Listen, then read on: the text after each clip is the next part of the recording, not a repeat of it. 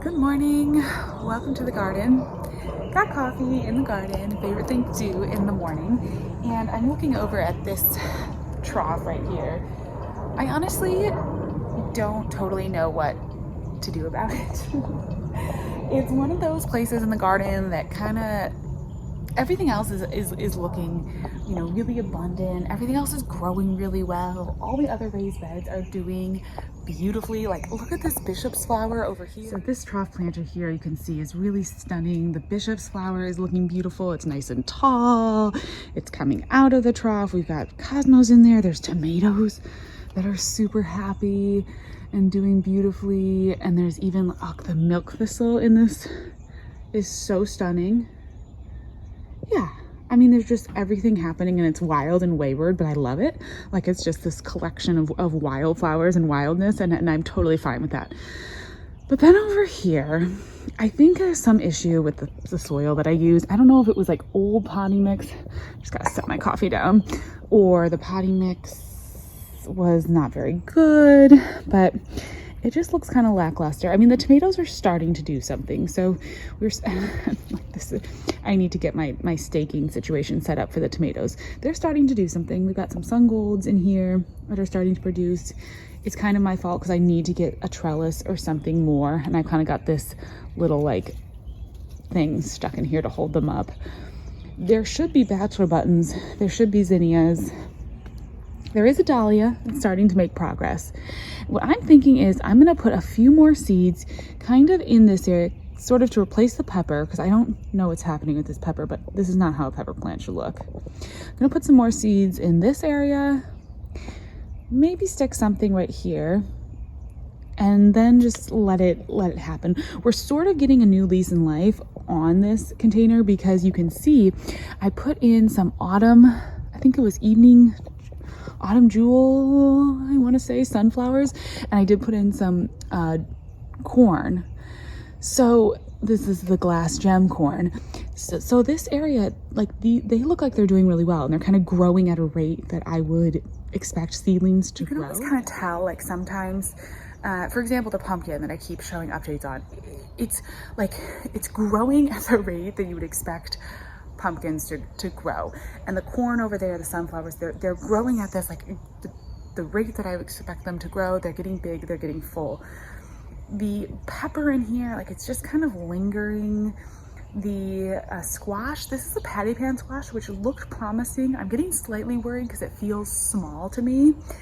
It may have been that I kind of jumped the gun and planted some of that stuff too early.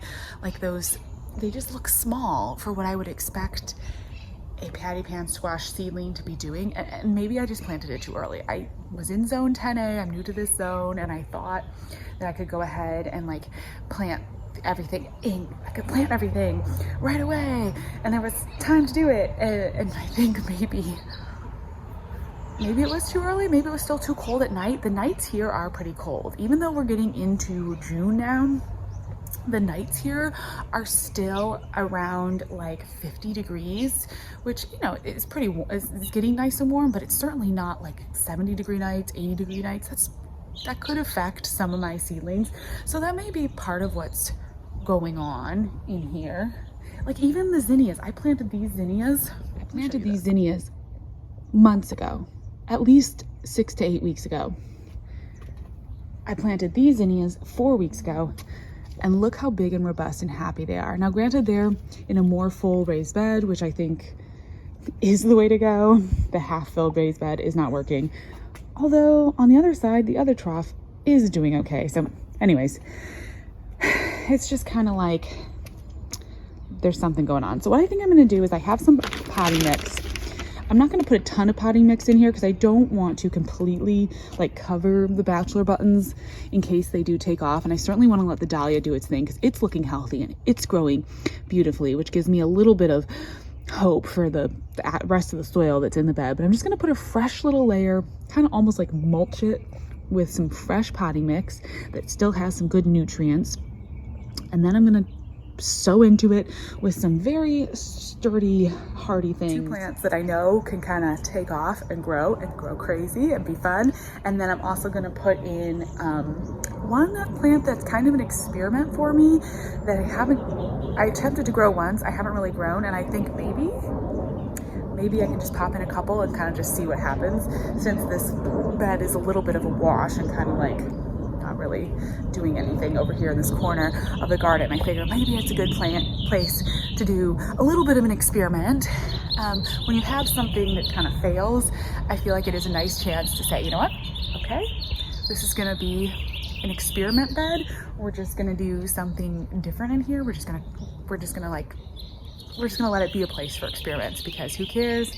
It's already a wash anyway. So let me look at the seeds. I popped them into the garden shed, and I'll show you what we're gonna plant, and then we'll just put in the soil and see if we can get this planted, and then just keep an eye on it, and hopefully we'll get some more success.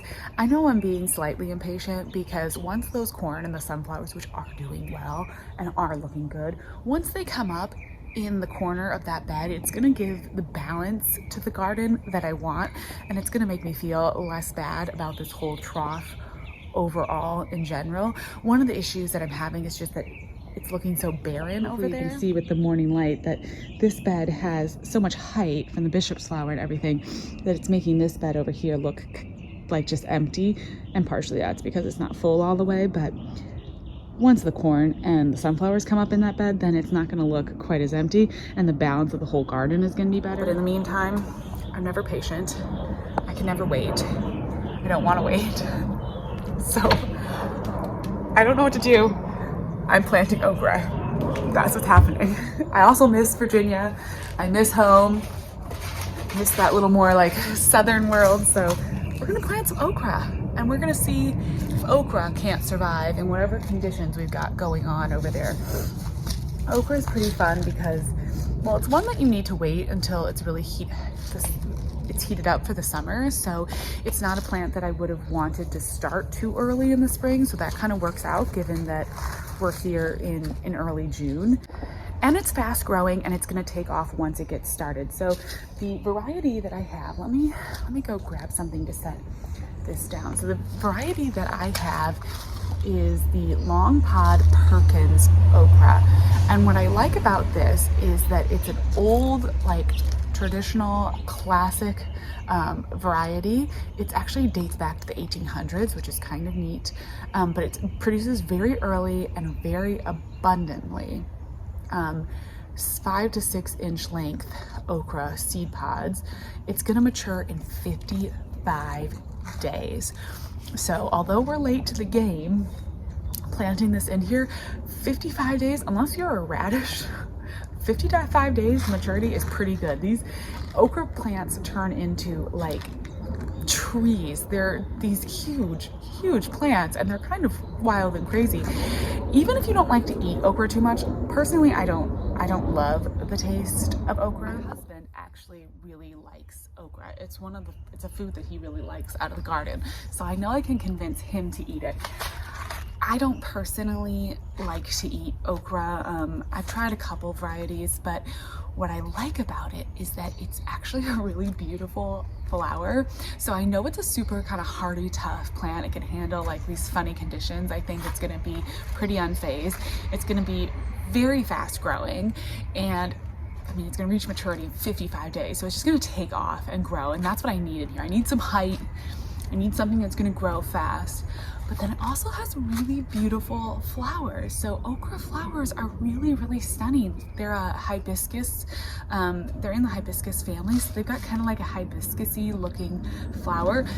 It doesn't say on here what color they are.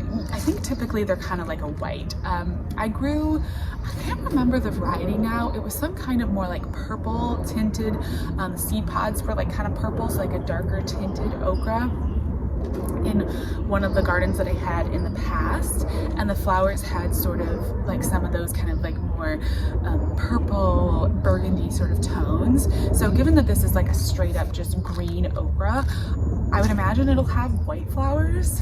I don't know, but that'd be kind of pretty here too. And given that we've got like the white bishop's flower, which we'll see how long the bishop's flower blooms. I'm gonna have to keep working on balancing these two beds, but the okra is gonna be kind of beautiful and it'll be fun. So I can enjoy some flowers. My husband can eat some okra. We'll do like maybe 3 plants, I think.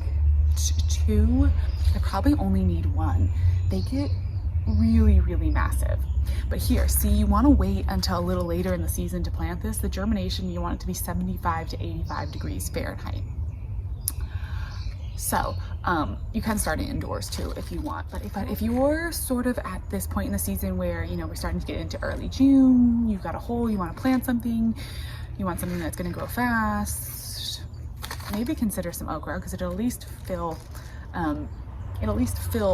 one of the holes in your garden. And even if you don't want to eat it, it's just kind of a fun novelty to grow, and it is really pretty flowers, and it's just kind of cool. I think you could grow this in a container. I would probably do a really big container though, because it's a very big plant, and typically it's more of an in-ground plant. Obviously, we're container gardening here, but I am putting it in like my biggest, raised bed container. So definitely think more that direction if you're in the container garden situation. And now, another thing, when in doubt, it's gonna grow. I have some of these Caprice Morning Glories. These are a really beautiful blue Morning Glory. Nothing screams like summer garden, farm garden than Morning Glories. You do have to be careful with Morning Glories. Obviously they can be very invasive, they can spread, but we're totally container garden here and we're on the patio. So I don't think we're gonna have any issue with them spreading. What I do think I'm going to do is order a trellis. So I'm gonna plant this towards the front of the raised bed here, kind of in front of where the pepper is. And then it's gonna grow quickly. It's gonna come up and it's gonna grow really fast. And I will probably then just pop in a trellis. I need to order a couple new trellises, just to add some, that will add some height too over in this side of the bed. And then the Morning Glory is just gonna take off, especially I know because we've got this really nice full sun garden here. Like, this is kind of the perfect area for something like this. Given that we've got this just like hot full sun patio garden, I think okra and Morning Glories are just gonna take off. If these two plants can't grow, then like nothing can grow in this bed. It's kind of my thought, kind of like a fail safe. And I like Morning Glories. I think the Caprice, I think it's blue. I'm gonna double check. I think it's blue. There's like a tan colored Morning Glory that I might have ordered. These are old seeds, but yeah, I think it's gonna be like a fresh blue color. Again, more blue flowers in the garden this year. But yeah, let's see, it takes 7 to 30 days to germinate. Oh dear. Well, hopefully it won't take that long. Ooh, nick or soak seeds for 24 hours. Okay, we're gonna do that because I want success. A lot of times I will, even if it says to like nick and soak seeds, I won't do that, but I hadn't read that, and you know what? We're gonna check that. Okay, so we'll plant the okra, we'll nick and soak the seeds for the Morning Glories, and we'll come back out and pop those in tomorrow. And then here's my experiment plant. I got these safflower seeds a couple years ago because I thought they were so cool. I actually put them in my last garden, but they didn't really take off because I don't think I gave them like the right conditions. I didn't really have like a good full sun spot for them. So it's direct sow. You can direct sow it outdoors. You can direct sow it before your last frost actually, or indoors. So hopefully it'll come up quickly. Yeah, but it says it needs well-drained soil and summer heat. And it likes it to kind of dry out between waterings. Okay, we can do that. You can use it for tea and dye, and it's just kind of cool. It does have a deep taproot, which in this container may not go well. This may be a total fail. This one may be a total fail, but it's a really pretty flower, and it'll be big and tall and yellow. And if it does something crazy, that would be good. I almost want to go to the garden center and I'd see if I can find something. I'm kind of into this like wildflower look in these two troughs, so I almost want to see if I can find like some kind of goldenroddy type flower for this bed. But I don't know if I'm going to end up doing that. I just like that wild look. So we'll start with this. We'll soak the Morning Glories. We'll start with the okra. we'll see what happens, and hopefully, you know, this is the experiment, but hopefully maybe this will do something. We'll see. Again, if it doesn't, like, who cares? We'll plant it in the next garden. I'm just gonna do a couple seeds. There's the safflower seed. Just do a couple seeds. And then the okra seeds are fun. They're nice and round. Long pod Perkins. Oh, they're so cute. There's the okra. Okay, let's go plant them in the bed. Safflowers right here.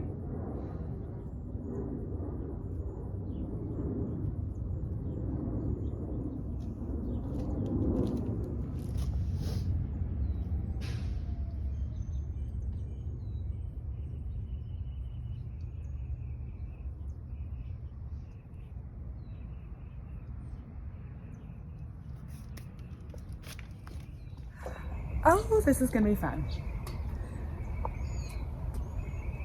This is gonna be good. I planted quite a few okra. I don't know why, because I'm assuming they'll all germinate. They're brand new seeds.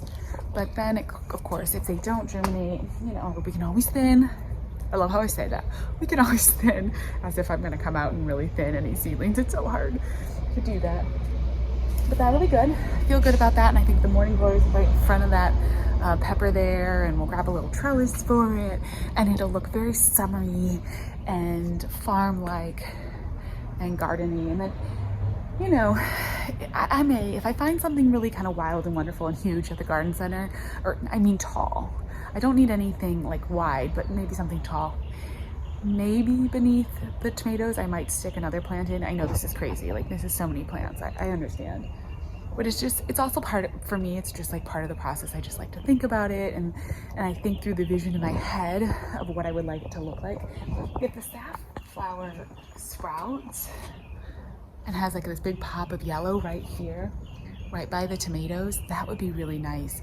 So I'm gonna order the trellis, and I think I may, or little topiary form, I may order the arch trellis. I've been kind of hemming and hawing on whether or not to put an arch trellis between these two troughs. If I was gonna be living in this garden long term, I would 100% have an arch trellis there, arching between the two big trough planters and letting the tomatoes grow over it, because tomatoes on an arch trellis are just my favorite thing. And I do have the indeterminate tomatoes that are gonna start to get big. So I may go ahead and order an arch trellis for that. I just kind of, again, given that this is a temporary garden, I've just kind of been hesitant to make some purchases like that, because it just seems like a whole something to pack and unpack and move. But you can find, like even from Walmart, Amazon, you can find some of those cheap, like $30 arch trellises. And for something like a tomato, I found that they hold up okay. It's not something I would grow pumpkins on or big squash or anything like that. But tomato vines are fairly sturdy in and of themselves. They just kind of need direction. And so I find that sometimes those arch trellis, they do work okay.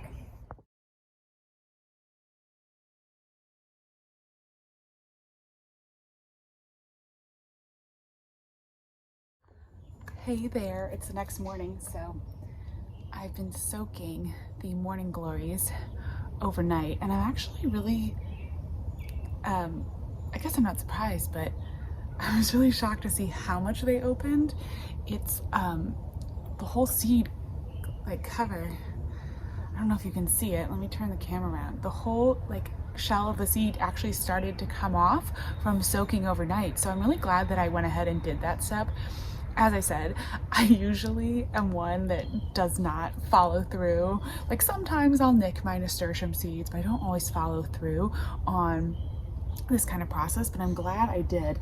I went ahead and soaked 4 seeds, and what I've decided is I'm going to plant 2 in here, and then I may take another 2 and plant them somewhere else. I'm not entirely sure yet, but let me just show you how this one seed has like exploded. So I'm really curious if it's gonna be one that's gonna do really well.